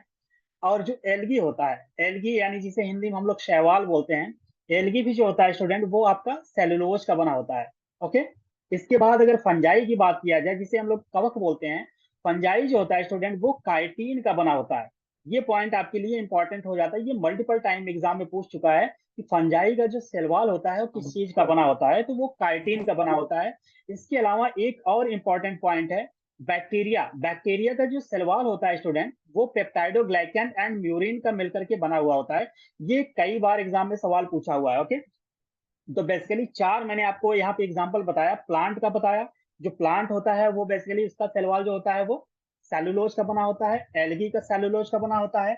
लेकिन फंजाई की अगर बात करें तो ये है बेसिकली प्लांट किंगडम का ही एक किंगडम, बेसिकली आप यूं कह लीजिए, लेकिन इसका जो सेल वॉल होता है वो काइटिन का बना होता है। इसके बाद फिर मैंने आपको बताया बैक्टीरिया, जो कि पेप्टाइडोग्लाइकन एंड म्यूरिन का बना होता है। एक सवाल यानी एक पॉइंट और यहाँ पे इंपॉर्टेंट हो जाता है स्टूडेंट, एग्जाम में ये पूछ लेता है कि सेल वॉल आखिर इतना कठोर क्यों होता है, यानी इतना रिजिड क्यों होता है, बहुत हार्ड होता है। जब भी आप प्लांट के जो आउटर सेल है, कभी आप लोग मतलब आज पढ़ने के बाद कभी भी प्लांट को जाके देखिएगा, जो प्लांट का बार्क होता है यानी छाल होता है, वो देखेंगे वो काफी कठोर होता है, बहुत हार्ड होता है। क्यों होता है? क्योंकि उसके अंदर लिग्निन पाया जाता है। लिग्निन क्या होता है स्टूडेंट? ये बेसिकली एक पॉलीमर होता है जो कि सेल वॉल को हार्ड करने में बहुत ही मदद करता है। अगर लिग्निन सेल वॉल में नहीं पाया जाए तो सेल वॉल इतना कठोर नहीं होगा। ओके, तो ये सवाल आपके लिए इंपॉर्टेंट हो जाता है। अगर पूछ ले एग्जाम में कि सेल वॉल का कठोरता का कारण क्या है, तो आपका आंसर हो जाएगा लिग्निन। यहां तक कि सेल वॉल में किसी को कोई दिक्कत है स्टूडेंट? नो जो सर। ओके, जो भी पॉइंट मैं बता रहा हूं, जब भी आपको कोई भी दिक्कत आएगा वो आप डायरेक्ट हमसे सवाल कर लीजिएगा। ओके, तो यहाँ पे 3 यस सर, पॉइंट नो आप लोग ध्यान में रखिएगा। पहला ये कि ये एनिमल सेल में एब्सेंट होता है, और ये जो चारों पॉइंट मैंने आपको बताया ये आपको ध्यान में रखना है, और सेल वॉल की कठोरता का कारण क्या है ये हो जाएगा। ठीक है, यहाँ से आपको ये 3 पॉइंट बेसिकली इंपॉर्टेंट ध्यान में रखने हैं। ओके, अब हम लोग मूव करते हैं स्टूडेंट सेकंड सेल ऑर्गेनेल की तरफ, जो कि आपका हो जाएगा प्लाज्मा मेम्ब्रेन, यानी प्लाज्मा झिल्ली। ये एक बाई लेयर्ड स्ट्रक्चर होता है। बाई लेयर्ड मतलब होता है दोहरी झिल्ली। इसकी एक आउटर होगा, एक इनर होगा। यानी सपोज कीजिए ये कोई लेयर है, इसका ये बेसिकली एक आउटर लेयर आप यूं कह लीजिए इसका ये, और ये आपका इनर लेयर। ओके, तो ये दोहरी झिल्ली का बना होता है। बेसिकली सिंपली आपको इतना समझना है कि दोहरी झिल्ली का होता है, इसकी जो थिकनेस होती है, इसकी मोटाई जो होती है वो 5 से 10 नैनोमीटर होता है। ये आपके एग्जाम के लिए उतना इंपॉर्टेंट नहीं है, ये अपर जो पीसीएस लेवल के एग्जाम होते हैं उसके लिए इंपॉर्टेंट है। तो मैं यहाँ पे आपको बता दे रहा हूँ कि जो इसकी थिकनेस होती है 5 से 10 नैनोमीटर के आसपास होती है। ओके, इसके अलावा स्टूडेंट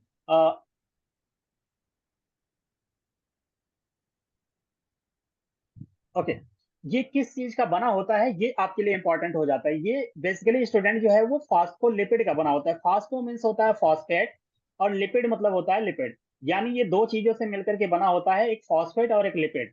तो अगर आपसे ये पूछ ले कि प्लाज्मा मेम्ब्रेन जो होता है वो किन चीजों से मिलकर के बना होता है, तो आप ऑप्शन देख के ये समझ पाएंगे कि ये इसमें कौन कौन सा ऑप्शन में क्या क्या दिया हुआ है।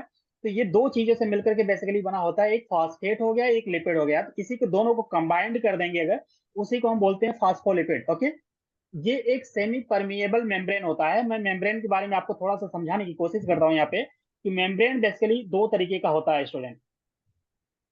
मेम्ब्रेन जो होता है वो बेसिकली दो तरीके का होता है। एक हो जाएगा आपका परमिएबल। परमिएबल का मतलब ये होता है स्टूडेंट कि जो भी इसके साथ गुजरेगा वो आर पार चला जाएगा। सपोज कीजिए कोई चादर आप रखे हैं घर पे, उसमें से अगर आप कुछ चीज फ्लूइड यानी कोई लिक्विड चीज आप फ्लो कराना चाह रहे हैं, यानी छानना चाह रहे हैं, और सब चीज अगर उससे छन जाए तो आप यूं कह लीजिएगा उसे वो परमिएबल है। ओके, दूसरा हो जाएगा स्टूडेंट वो नॉन परमिएबल। नॉन परमिएबल का मतलब ये है इसमें से आप कोई चीज छानने की कोशिश करेंगे, वो इसमें बहुत ही रेयर चांस है कि मतलब कोई चीज छन पाए, नहीं तो ये प्रॉपर तरीके से हर चीज रोक देगा। ओके, लेकिन परमिएबल की अगर हम लोग बात करें स्टूडेंट, ये दो कैटेगरी में डिवाइड कर सकते हैं। पहला हो जाएगा आपका पूर्ण यानी फुली परमिएबल। फुली परमिएबल का मतलब है कि जो भी इस चादर के पास से आप गुजारेंगे वो सब कुछ छन जाएगा। ओके, तो बेसिकली सिंपली आप इसको साधारण शब्दों में इतना ही समझिए कि ये कुछ चीज ऐसी होती हैं, कुछ मेम्ब्रेन ऐसी होती हैं जो फुली परमिएबल होती हैं, लेकिन कुछ ऐसी होती हैं जो सेमी परमिएबल होती हैं। सेमी का मतलब होता है अधूरा। ओके, तो सेमी का मतलब होता है अधूरा। सेमी का मतलब ये आप ये समझ लीजिए कि उस छादर या उस मेम्ब्रेन में से अगर कोई चीज आप छानने की कोशिश कर रहे हैं, तो उसमें से कुछ चीजें छन तो जाएंगी, लेकिन कुछ चीज ऐसी होंगी जो रुक जाएंगी। वो कैसे रुकेंगी?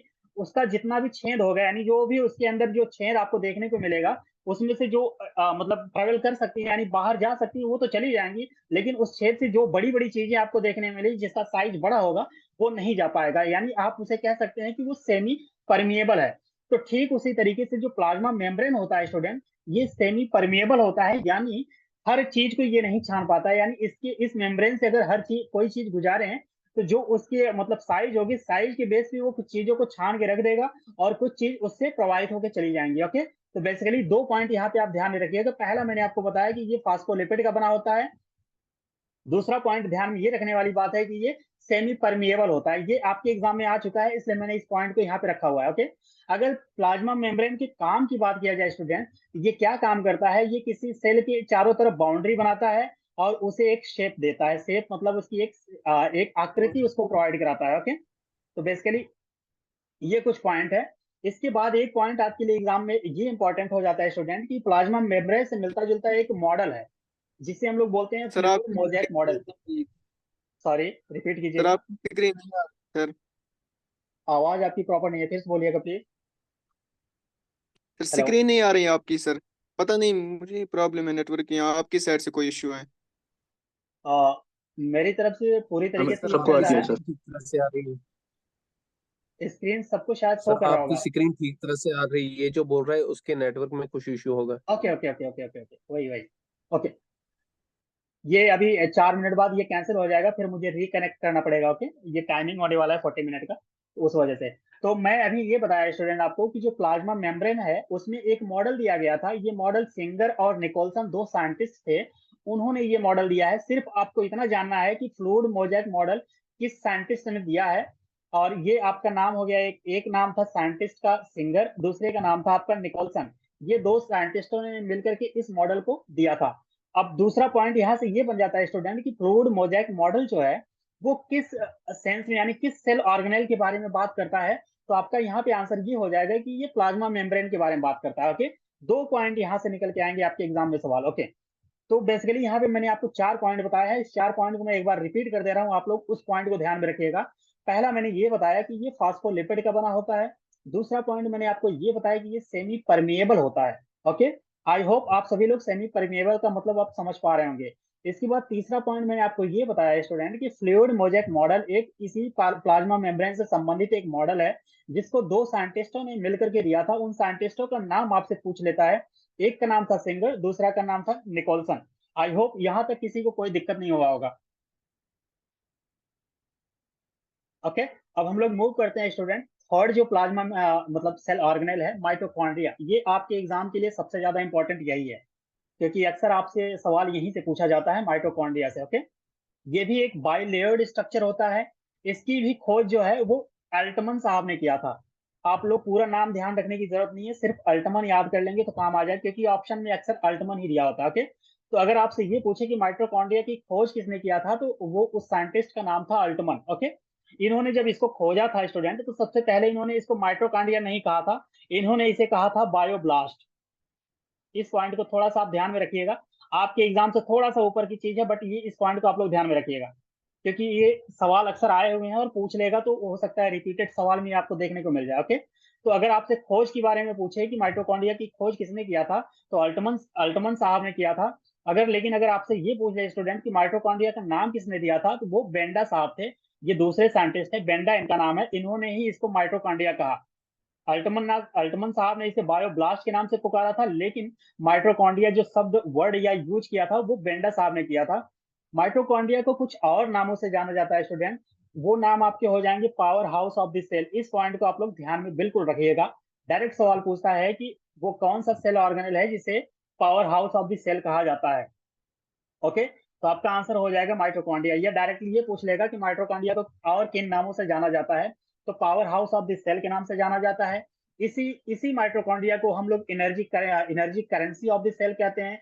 इसी माइटोकॉन्ड्रिया को हम लोग इन्वर्टर ऑफ द सेल कह देते हैं। इन्वर्टर क्यों कहते हैं स्टूडेंट, वो इसलिए कि जैसे कि कोई भी इन्वर्टर होता है वो इलेक्ट्रिसिटी को स्टोर करता है, जब जरूरत पड़ती है तो उसको प्रोवाइड करता है। ओके, ठीक उसी तरीके से माइटोकॉन्ड्रिया का मेन काम क्या होता है, ये एनर्जी को स्टोर कर लेता है हमारे शरीर में और जब जरूरत पड़ती है तो वो पूरे शरीर में मतलब ये एनर्जी पूरे शरीर को प्रोवाइड करता है। इसी वजह से इसके 2-3 नाम है, power house of the cell हो गया, energy currency of the cell हो गया, इसे थर्ड नाम हो गया आपका इन्वर्टर ऑफ द सेल। ये सारे जो नाम है ये आप लोग ध्यान में रखिएगा।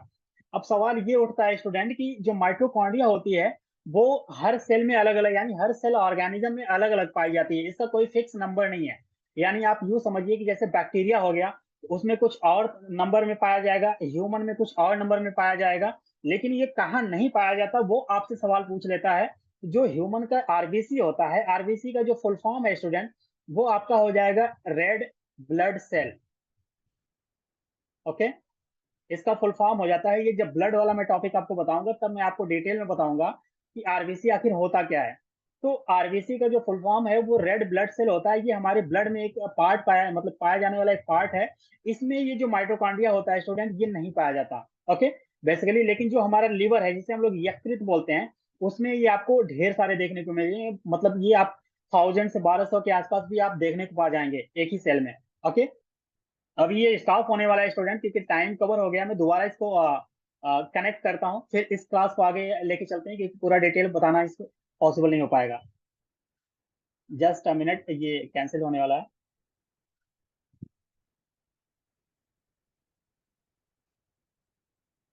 ओके, जो माइटोकॉन्ड्रिया है स्टूडेंट, माइटोकॉन्ड्रिया का अगर काम के बारे में आपसे पूछे कि what is the function of mitochondria,